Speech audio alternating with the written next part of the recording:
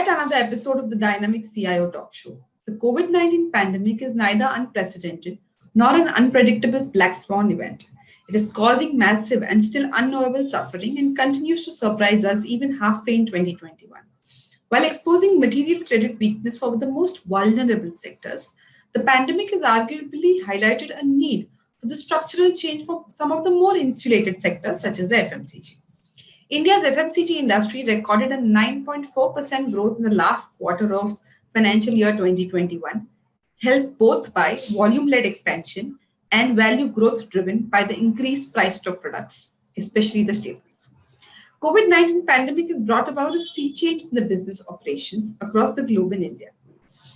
Especially in India, it gave rise to an e-commerce revolution as people took to online shopping during the prolonged and the stringent lockdown, which still doesn't seem to end. And the biggest impact of this transformation in the consumer behavior was felt by the retailers, especially those dealing in the FMCG products. We have with us today Mr. Vaidyanath Subbaraman, Director and Global Head Technology, Unilever, to discuss the heightened importance of digital transformation, e-commerce in the changed times in the FMCG industry. A few words about Mr. Vaidyanathan. He is a technologist at Core, expert in the FMCG and retail industry across sales, route to market, B2B, e-commerce, retail distribution, supply chain, ERP, etc. He has an experience of leading global programs across geographies of Southeast Asia, South Africa, South Asia, Russia, Middle East, with long-term stints in Vietnam and South Asia. Welcome to the show, Vaidyanathan. Hope all safe at your end. It's all good here. Thank you. Okay, great. Thank you so much. So without much delay, let's begin the conversation. Let me ask you the first question. Vaidyanathan, a lot has been spoken about the pandemic, and the term FMCG is very correlated with the word VUCA. The pandemic struck all of us. However, the digitization was the key to business resilience during this period, and the pandemic just accelerated the digital transformation. How do you see the shift, and what were the important lessons which were learned by the FMCG industry? Look, from an FMCG perspective, VUCA has always been the best friend for over a decade now, right? It's not just about the uncertainty, but now it's the speed of that uncertainty that's actually hitting all the industries, including FMCG. In FMCG, the biggest challenge for digitization always has been the change management and sustained adoption by the end users, be it customers or the consumers. Right? That's what helps play the volume game. FMCG is all about the volume game. What has happened now is the adoption and change is the need of the hour, right? Everyone has realized that you need to be ready. And the end users, customers, and consumers are ready to change or adopt digitization. So unless otherwise you as a company are already ready, it becomes difficult for you to play that game now all of a sudden, right? If in case from any company perspective, from a FMCG industry, if they want to land digitization capability, this is the time to land it. Right? Now that you land it, we also see that the shift is here to stay. It's not a temporary shift for sure. The customer and the consumer behaviors are changing. Their expectations are changing. What they see out of this entire digitization, which is the ease, the experience, and at this point of time, the safety factor, all has been handled through digitization now. So this, the moment you give something that is going to be, easy as well as gives you a good experience, then it's something that's there to be taken, right? The ask or expectation of this change, is what is going to be critical. We as a FMCG industry, we need to model ourselves to make sure that this expectation is something that's handled. So, from an FMCG perspective, I feel that this is a shift there to stay, and companies need to be ready to take the shift through digitization. What are the lessons that the FMCG industry learned during the first wave of the pandemic, if I may ask? Look, the way I look at it is the biggest lesson that we learned is there's never a point where, from a technology or digitization perspective, you can never say that I'm too early to the game. we've always been discussing that, right? There are quite a few things that many companies have started landing at least a decade back, but it was too early. The adoption was not as much as what they would expect it to. Uh, a, a, a simple answer was, are we too early for the game? But but now with all this, what has happened is we realize that considering that we tried something out and considering that how it is to be landed from a technology and a digitization perspective, when the need came in, it's easier and faster to land. So if in case from an industry perspective, be ready. It's okay to be early to the game, but it's also important to be ready when it's the need. Adding to what you just said, about, yeah, we need to be ready. But, as I said about the pandemic, we're still not out of the pandemic. And the second wave seems to be more deadlier and more devastating. Do you think the plans made, which were made in 2020, post the first lockdown, or just before the lockdown, need to be fine-tuned, or they need to be changed for the FMCG sector? And what is the roadmap for the future? And also adding to, when I say the roadmap for the future and the fine-tuning of plans, what are the scenarios that are likely to impact the sector in 2021? Good question. So the way I would say is not just about 2020 plans. Any plans that were made for more than a year has to take a change now, right? That's the way it is. So it has to be rewritten. So when we look at plans, when plans were made at the end of 2019 for 2020, 2021, most of the plans that were 2020 and 2021 was pretty much handled or landed by mid of 2020. That was the speed at which these plans were needed to be landed, right? Simply put, this industry, like most of the other industries which has gone through the change, for example, banking or retail, it's pivoting towards what we call technology-enabled business rather than technology-supported business, right? Every company is becoming a technology company now to a large extent. That's the way it works, right? So that's what we see FMCG companies also to be going forward. We've also seen, some examples of, some examples of FMCG companies which are pure online FMCG companies, and they are doing brilliantly, right? They don't really have those big, physical presence in your retail stores, your supermarkets or whatever. They run online-based, products, and they're doing well, and it's here to stay. So when big companies who've been there for decades, ages, look at it, it's not just about competition on ground, on shelves, but it is also competition on the screen in most of the e-commerce sites. So that's basically where it is going towards, and that shift is something that is going to be the scenario going forward. Okay, thank you so much. Adding again, fortunately, I'm on the other side and I have the privilege of asking you so many questions. Talking about the FMCG market, FMCG are probably the most brutally competitive sales market, and technology is the differentiator and game changer. And currently, or going forward, FMCG must rely on the cutting edge technology to help them stay ahead of the game. In FMCG, it's all about obviously being in a consumer-centric market, and this is the core. So, how does the technology function contribute to the increasing the business growth? Understood. Look, like I said, FMCG as an industry is going away from a technology-supported business to a technology-enabled business, right? Everything that's being done now is technology-based, right? It's not just about support. So you need to make sure that your technology teams or functions are ingrained into your natural business as it is. Unless and otherwise you do that, it's difficult to stay alive in this situation, right? That's one. From a consumer and customer centricity, I keep calling this consumer and customer because it's not just about our end consumers, it's also how do we reach to our end consumers through our distributors, retailers to a large extent, right? It's important for us to make sure that we keep both the consumers and customers in the center of everything that we do. And most of the companies are doing that, right? How are we doing that is, of course, through technology. But another big piece of the puzzle is data. That's where it becomes important for us to know how do we reach out to our consumers and customers, what is the need. And we've started moving away from the thought that, this is Unilever, this is, a P&G or an Nestle or whatever be it. This is how I do my business, and I reach to my distributor, retailer, and consumer this way. That's gone away. Now people are thinking that this is what my retailer wants, this is what my consumer wants. How do I reach them?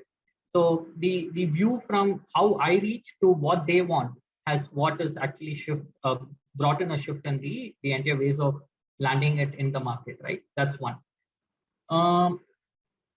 Let's consider an example of a retailer, right?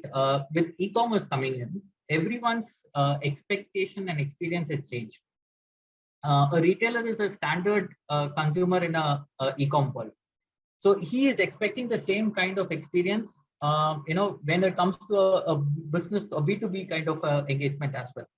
So unless and otherwise, as an FMCG industry, you go to your retailers, your distributors in the same kind of experience, be it a one-day delivery, be it, support on your returns and multiple other things, right? That experience, unless and otherwise you bring that experience, it's going to be difficult to build that loyalty and trust, continue to keep that engagement going with both your customers and your consumers. Like I said, opportunity to use tech, data, and automation becomes a very, very important aspect. And what you get out of this is, definitely big time cost efficiencies, cost effectiveness, and execution efficiencies to a large extent. The way we land, go to the market is what it brings in. And more importantly, technology is what is going to improve the experience that is expected out of a customer or a consumer. So I feel, FMCG as a industry, or many such industries are moving towards becoming a tech-enabled business rather than a tech-supported business, and that's a standard across. And you will see the shift happening much quicker. I think what you said is right. Instead of being a tech supported business, it's more of a tech enabled business. So adding to what you said about, how FMCG is moving towards e-commerce, and that's going to be the change for the consumer as well as the customer. Do you see dark stores as the future of the post pandemic FMCG world? Okay. Look, dark stores will emerge, but physical retailers will continue to grow. So it's not necessary that it's going to become a dark store only kind of a future. We do see that a lot of physical retailers will continue to grow. For example, let's take this view, right? In some Southeast Asia markets, there is a kind of a 3-in-a-box model that works, where you have a big supermarket who also works as a warehouse in the back, and a wholesaler or a dark store in the back end, right? So he works with all three capabilities. What they will do is they'll continue to probably emerge into those 3-in-a-box kind of a model rather than only a dark store. I don't think a retail or an FMCG will go away from that physical engagement or a connect. There will definitely be a lot of growth in the physical retailers with some support or for themselves. They will probably create a dark store in the back end, but it will not be only dark store kind of a future going forward. That's the view. So it will be more of a physical plus digital aspect. Correct. Okay, great. Your take on, as I said, the physical plus digital, the new concepts and the terms that have been evolving in the lockdown, digital. Correct. You think this digital as a concept will work for the manufacturing firms? It would, right? What has been a big strength for most of the manufacturing firms, including FMCG in some cases, is that their physical connects workforce and the strength of using that workforce, right? And the connect, right? So there definitely would be a lot of digital engagement that would be carrying, but it has to be complemented with a physical connect as well, engagement. So unless and otherwise you do that, what hits is basically the trust, loyalty, or a complacent view of, I can move to multiple brands and, it's there to help. I can probably move to anyone. That view is what actually becomes a little difficult, right? So unless and otherwise you continue to have that digital engagement supported through physical connects, it becomes really difficult. So I feel that the phygital concept stays truly to what it is in the FMCG world, especially with both the consumers as well as the customers. And how as a company you support this is where the entire adoption of your digital capabilities. Like, you just can't say that I have an app there, go ahead and order from there. You need to make sure that when they are there, when there is a issue support needed, there is enough support as well. Be it India, Southeast Asia, etc. You do see a lot of mobile and internet penetration, but still people are not yet comfortable completely ordering online, right? And most of these cases, for example, I've seen in Indonesia, some of the markets, they do not even have a smartphone. They still work with feature phones, right? So how do you support them is something that's important. Even if you have a smartphone, I've seen some of the cases where e-commerce orders from a retail shop is close to about $1 million, but it's all by mistake. So they're not really comfortable with the way that they land. So you need to continue to support. And the moment you have that physical support or the connect that is there with them, they will feel comfortable and they will then probably adopt your digital means much more quicker or much more easily. So it is going to be there. It is going to be important for us to make sure that we have a right mix of physical as well as digital connect with. So what you said about the physical and the digital concept, it's not just only you're not just talking about India. You're also talking about a lot of other countries, which is where it is important. Okay. Along with other digital technologies, a lot of digital technologies, when you talk about AI, IA, ML, blockchain, etc., the relevance of cloud-based systems in the FMCG sector is, ensures an enduring increase in long-term efficiencies. What is your take on that? Look, the way I look at cloud is, if you're not on cloud already, then you're probably too late to the party, right? It's been a part of those technology areas where it's brought in a lot of cost and productive efficiencies in technology, right? Many markets are, or many industries, many companies are into it already. What does it bring? Basically, it brings an efficiency, specifically in case of on-demand sizing or ability to have assets that are tagged for a specific time and not necessarily extended beyond the use that you would need. It also gives you the kind of cost efficiencies as well as operational efficiencies from a technology perspective, as well with the support. And that's basically what it drives. The other way to also look at why cloud becomes important is, the technology in itself is moving into more like a niche microservices based,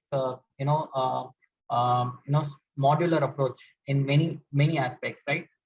So you're not going to be building those monolithic, huge, infrastructure to actually drive your business going forward. You will continue to have the plug and play capabilities, which are on SaaS models or multiple other capabilities. And unless and otherwise you have on-demand cloud-based capabilities, then this concept will never fly. You will always continue to have those monolithic, huge infrastructure capabilities, which will only be difficult to move away from whenever you want to shift. I always call this, technology shifts, right? There used to be technology shifts once every decade, sometime back, once every 5 years, once every 2 years types. Now it's pretty much a technology shift every 6 months. So unless and otherwise you're ready for something that's so dynamic and ever changing, you need capabilities to also make sure that you're not stuck with a huge asset, trying to change as often as you want. Not saying that everyone has to change every 6 months, but there's something new that you should be able to probably add on to your capability to to continue to have that edge. So cloud definitely is a big capability. And like I said, most of them are already into it. So it's the party is already running there. Yeah, actually, the party is already running. If you've not attended the party yet, I think it's time to move out of not actually attend the party at all. Last question. Vaidyanathan, digitization, as we spoke so much about it, it will shift gears, as you said, every 6 months now that we see it, will shift gears as we move ahead. What, according to you, will be the changes that the industry's digital leaders shall anticipate, and how should they be prepared? Okay. Look, I consider three specific technology capabilities now that are impacting the way we work, the way we connect, or even the way we actually have our entertainment. Right? So, mobile and internet penetration is the first one. The second one is, like I said, niche capabilities and microservices model. There's so many startups coming up just because of this as a concept that's thriving. And third, most important piece is data and the use of data, how it was working. So let me explain what I mean by mobile and internet penetration. It's always been there, but what has changed is how we act, how we buy, how we learn, how we browse, how we entertain ourselves with all this, right? There's so many things that have changed with mobile and internet penetration, and unless and otherwise the companies are able to connect to your end consumers, customers through the way that they actually are doing their day-to-day activities, then if you're not doing through what they do, then you're trying to ask them to do something different, which is not comfortable for them, right? They will never get there. So if you're actually part of their day-to-day activity, that's when the entire interaction and the engagement will happen. So it's important to probably ride this wave of mobile and internet penetration as much as possible, right? That's the first one. Second one, like I said, it's a time where there are so many capabilities, that come as services.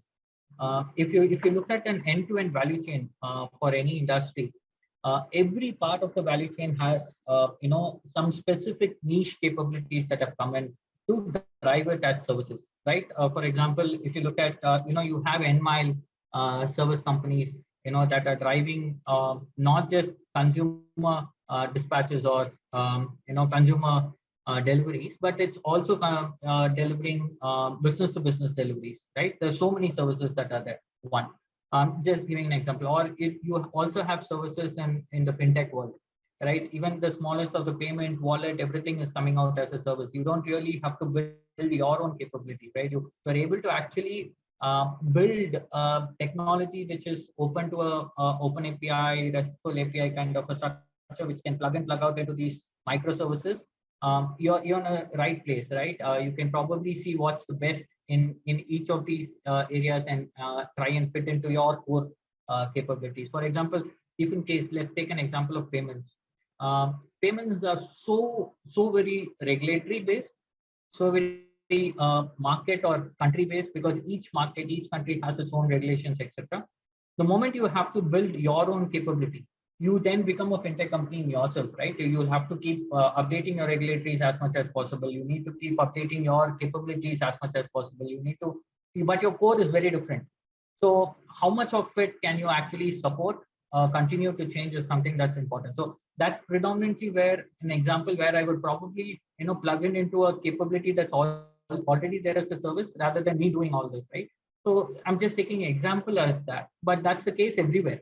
That's the case everywhere. My last mile delivery, there are services that are plenty in the market who actually do a good job, right? So, but again, when there is plenty of options, when there is competition, there is also a cost advantage that comes in, right?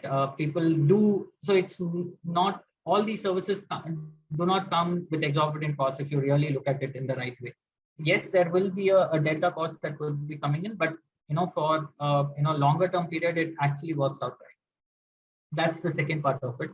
The third part, most important part, the way I look at it, is data and ability to churn info, which is information that is actionable, insights that come out where you can directly go and interact, action out those insights, And these things have changed the way we actually interact with our consumers or customers, right? There's no more what we call as carpet bombing or shooting in the dark when it comes to how do you actually go and engage in your with your customers or consumers. You know specific cohorts of customers, cohorts of consumers you can actually reach out to with very specific engagement needs. Campaigns that can go to a specific set of customers, consumers, probably a loyalty program that can be run for specific people, etc. So that has changed big time. So I don't really have to run a campaign which is for the entire masses, where I would probably see. I know, for example, if in case, take an example of a FMCG market, I know the tea drinking habits in south of India, west of India, North India is all three different, view, right? Similarly for coffee. So I need to probably then go with, and this is basically with data, I'll get a better idea of how do I go to them and engage them directly. Just give me an example. So that becomes very, very important. So everyone has started looking at data and the actionable information that comes out of it to drive, these executions and insights, right? So that is very, very important. From a data-rich kind of a view, it's gone into a actionable data insights kind of a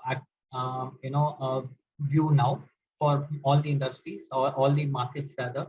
And that becomes that's why I think data plays a big role when it comes to landing your technology or digitization space, right? So I had said last question, but after listening to you, I will still have one small question. On how you harped on the importance of data. Recently we've been hearing, listening, reading all about the data breach. So how important and how does cybersecurity play? How important is cybersecurity's role in this for the FMCG industry? I feel it's very, very important, right? Information security or cyber security for that matter has probably been well landed in some industries and not much of importance given in other industries. Now slowly with everyone becoming technology savvy and wanting to land technology as their business, everyone needs to make sure that information security, cyber security becomes one of the most important aspects that they have to look at. There are many cases, of course, the latest, even in India with the airline industry, the food industry, multiple things that are coming in. But having said that, it's also important for us to look. The data is there, and we as consumers, knowingly or unknowingly, sign a lot of agreements online, right? So the data is always there, but it's also the value, the ethics, and the moral definition of an industry or a company that makes a big call out here, right? You can't just say that I have the data there, I can probably use the data the way I would want to. So that's where a strong regulatory and data security policies coming in, both from a government perspective as well as from the industry perspective, makes a big difference. That's something that I feel in India we are little tad behind when compared to the GDPR and others in the Europe, or even for China for that matter. They have strong policies.